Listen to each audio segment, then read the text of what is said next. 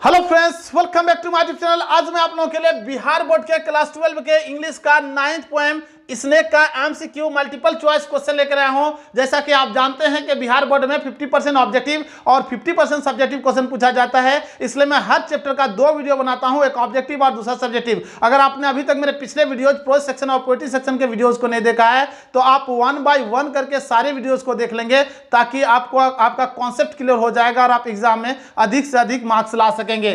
तो आज हम लोग इस वीडियो में डिस्कस करेंगे इस कविता से, स्नेक से जितने सारे ऑब्जेक्टिव इंपॉर्टेंट ऑब्जेक्टिव हैं उस पर डिटेल से डिस्कस करेंगे। ओके, तो आई होप कि इससे जितने सारे जो भी क्वेश्चन ऑब्जेक्टिव क्वेश्चन पूछा जाएगा आपका इसी से आ जाएगा। तो आप पॉइंट वाइज जो है नोट डाउन करते जाएंगे जो मैं आपको बताऊंगा। ओके, तो ये स्नेक जो है एक नैरेटिव पोएम है, याद रखेंगे। सबसे पहले आप इसको याद रखेंगे, एक नैरेटिव पोएम है, नैरेटिव पोएम है और इसको लिखा गया था 1923 में, 1923 में। इसको याद कर लेंगे, नोट डाउन कर लेंगे। और नैरेटिव पोएम कहा किसको जाता है? नैरेटिव पोएम कहा जाता है, narrative poem is a form of poetry that tells a story about the narrator और कैरेक्टर, यानी कैरेक्टर्स। यानी नैरेटिव पोएम जो है एक फॉर्म ऑफ पोएट्री है जो बताता है, एक स्टोरी बताता है, that tells a story about the narrator. जो लिखने वाला होता है उसके बारे में वो बताता है, अपने बारे में भी, और कैरेक्टर्स के बारे में भी बताता है। जो उसमें कैरेक्टर होते हैं, जो पात्र होते हैं, उसके बारे में जो है बात करते हैं, यानी कवि जो है बात करते हैं, तो उसको नैरेटिव पोएम कहा जाता है। तो आपको एग्जाम में पूछा जाएगा कि इसने किस तरह का कविता है, तो नैरेटिव पोएम है। और कब लिखा गया था? 1923 में लिखा गया था। ओके, और स्नेक जो है हम लोग 1 बाय 1 करके पहले समझते हैं। Okay, snake has been composed by DH Lawrence.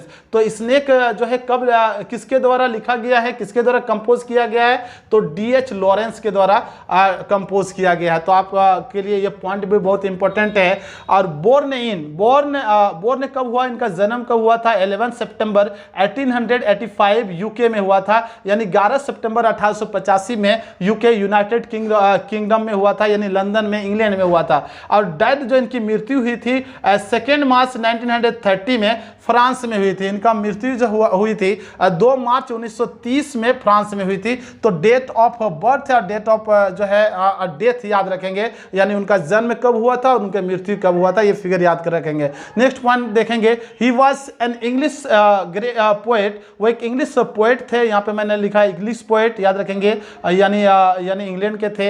Essayist थे, फिक्शन राइटर थे, फिक्शन राइटर भी आप ऐड कर सकते हैं अगर आप नोट डाउन कर रहे हैं। तो नॉवेलिस्ट थे और शॉर्ट स्टोरी राइटर थे। तो याद रखेंगे ये जो है उनमें इतनी सारी क्वालिटीज थी। वो कविताएं लिखते थे, ऐसे लिखते थे, नॉवेल भी लिखते थे, और शॉर्ट स्टोरी, छोटे छोटे कहानियां जो है लिखते थे, राइटर थे, शॉर्ट स्टोरी राइटर थे। नेक्स्ट पॉइंट को देखेंगे, his mother was an educated, यहाँ पे होगा an educated women and father was a drunker. उनकी माता जो थी, यानी डीएच लॉरेंस की माँ जो थी, वो बहुत ही एजुकेटेड थी, बहुत शिक्षित थी। ओके, जेंटल भी थी, सीधी सादी थी। एंड फादर, उनके पापा जो थे, वाज ए ड्रंकर, और वो उनके पापा एक ड्रंकर थे। ड्रंकर या ड्रंकन का मतलब होता है शराबी थे, शराब पीते थे, वाइन पीते थे। ओके, नेक्स्ट देखेंगे, he resented the rough ways of his drunkard father.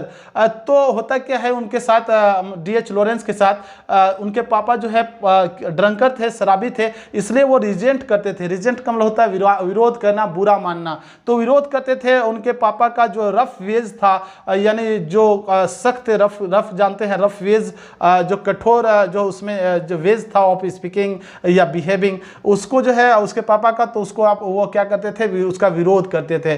तो यहाँ पे आप जो है इस पॉइंट को याद रखेंगे, he resented the rough ways of his drunken father. उसके अपने जो शराबी पापा जो थे, पिता थे, उसका जो है रफ वेज का विरोध करते थे। नेक्स्ट देखेंगे, he adapted his mother's refined values. तो उनकी मम्मी जो है पढ़ी लिखी थी, तो अपने मम्मी का जो है कि जो रिफाइंड वैल्यूज थी, यानी रिफाइंड बोले तो आप कह सकते हैं प्योर जो वैल्यूज था, उसको जो है वो एडॉप्ट करते हैं। एडॉप्ट मीन्स होता है अपनाना, अपनाते हैं। ओके, नेक्स्ट देखेंगे, इन हिज राइटिंग्स यानी अपने लेखन में ही इमेज्ड वो उभारा, okay, is the champion of instinct, अपने आप को उभारा, किस रूप में उभारा, अपने आप को दिखाया दुनिया को, चैंपियन ऑफ इंस्टिंक्ट, तो इस पॉइंट को याद रखेंगे, champion of instinct, okay. Next देखेंगे, in this poem the poet describes about a black cobra, तो इस कविता में कवि जो है एक ब्लैक कोबरा के बारे में बताते हैं, किस चैप्टर के नाम से ही यानी पोएम के नाम से ही पता चल रहा है कि स्नेक है, स्नेक में से सांप होता है जिसको इंग्लिश में सरपेंट कहा जाता है। तो एक पॉइजनस सरपेंट के बारे में बात करते हैं, एक जहरीला सरपेंट के बारे में बात जो है कवि करते हैं, और इस पर हम लोग जो है डिटेल से डिस्कस करेंगे पॉइंट वाइज।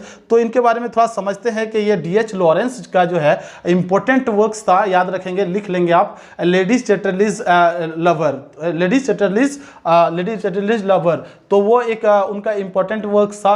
नेक्स्ट वर्क था सन्स एंड लवर्स, ये उसको भी याद रखेंगे। The peacock, next third one, और फोर्थ वन है आप द रेनबो।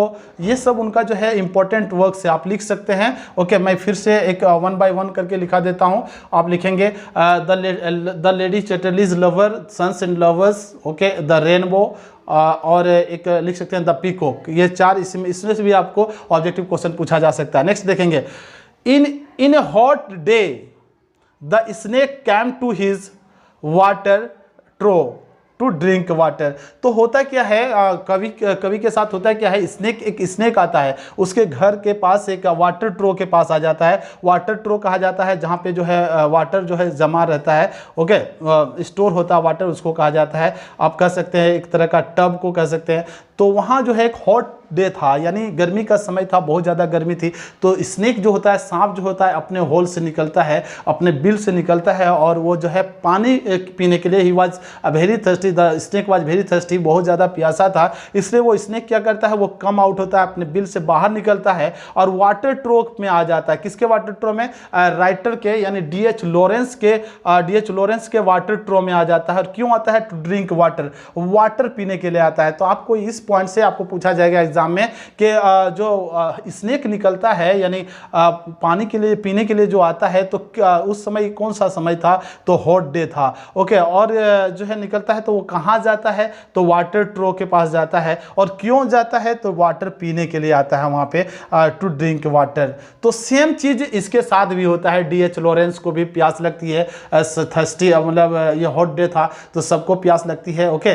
तो ये जो है डी.एच. लॉरेंस भी जो है अपने वाटर ट्रो की तरफ जाते हैं, पानी पीने के लिए जाते हैं, अपने नल से पानी लेने के लिए जाते हैं। अपने हाथ में उस समय एक घड़ा होता है, वो सोचते हैं कि पानी भी पी भी लेंगे, और जो है घड़ा में पीचर जो इसको कहा जाता है, पीचर में पानी जो है भर के अपना लेके आएंगे और फिर प्यास लगेगी तो पिएंगे।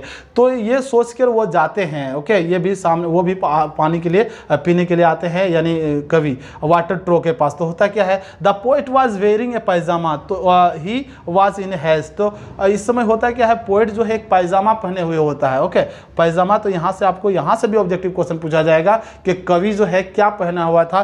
तो पैजामा फॉर द हीट, यानी गर्मी की वजह से गर्मी वाला जो पैजामा होता है उसी को पहना हुआ था, ट्राउजर को, ओके। ट्राउजर याद रखेंगे, पैजामा ही याद रखेंगे। He was in haste to, और वो भी बहुत ज़्यादा हेस्ट में था, यानी जल्दीबाजी में था, उनको भी प्यास लगा था। तो यहाँ पे हेस्ट टू, आप हेस्ट टू ड्रिंक वाटर, यानी कवि को भी पानी पीने का जो है प्यास लगी थी, थर्स्टी था। और स्नेक भी जो है ब्लैक कोबरा जो था, यानी ब्लैक कोबरा स्नेक जो था, उसको भी प्यास लगी थी। तो यहाँ से भी आपको ऑब्जेक्टिव क्वेश्चन पूछा जाता है कि किस तरह का उसमें जो है डिस्कस किया गया, किस तरह के जो है स्नेक के बारे में। तो ब्लैक कोबरा याद रखेंगे। तो दोनों को प्यास लगती है। He had a pitcher in his hand to fill with water, तो कवि के पास एक पीचर होता है। तो इस पॉइंट को याद रखेंगे कि कवि के पास क्या था? तो एक पीचर था, एक घड़ा था, ओके, इन हिज हैंड, अपने हाथ में, टू फिल विथ वाटर, और वह पानी लेने के लिए आता है। नेक्स्ट पॉइंट देखते हैं, नेक्स्ट पॉइंट को, ही कंसिडर्ड हिमसेल्फ। तो जैसे ही वो वाटर ट्रो के पास जाते हैं, कहाँ जाते हैं? वाटर ट्रो के पास जाता है कवि, ओके, यानी डी.एच. लॉरेंस। तो उनको एहसास होता है, उन्होंने सोचा, उन्होंने देखा, कंसिडर हुआ, अपने आप में फील हुआ, उसने सांप को देख लिया, स्नेक को वाटर ट्रो के सामने देख लिया।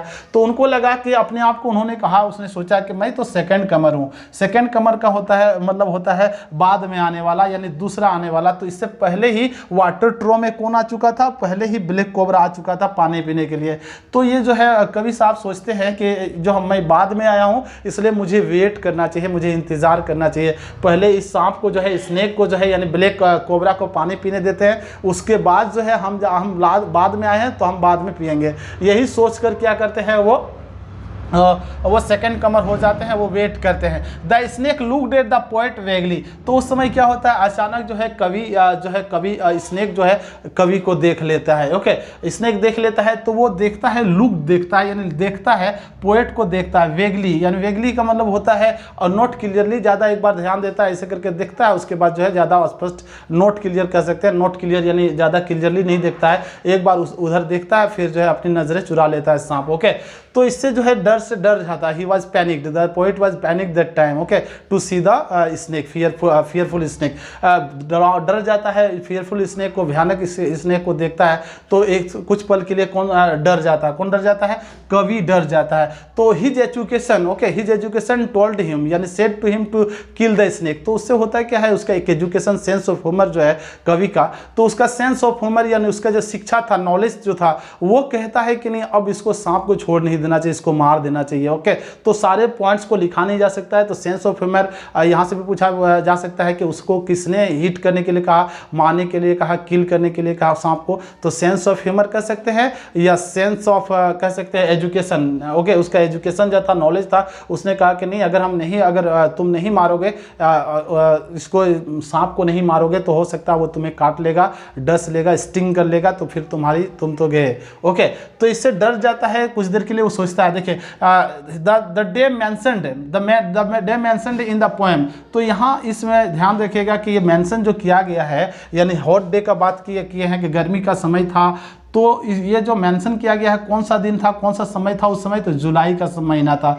मंथ ऑफ जुलाई, तो यहाँ याद रखेंगे ये पॉइंट। नेक्स्ट देखेंगे, he was glad playing host to a snake, तो ये कवि जो है देखता है, सांप को देखता है ना, तो वो ही लाइक द स्नेक, वो इम्प्रेस्ड हो जाता है, अट्रैक्टेड हो जाता है उसकी खूबसूरती देख के, वो नेचुरल चीज़ है, नेचर पोएट भी कहा जा सकता है इसको, D.H. लॉरेंस नेचर पोएम भी लिखते थे, नेचर पर जो है आधारित, प्रकृति पर आधारित कविताएं लिखते थे।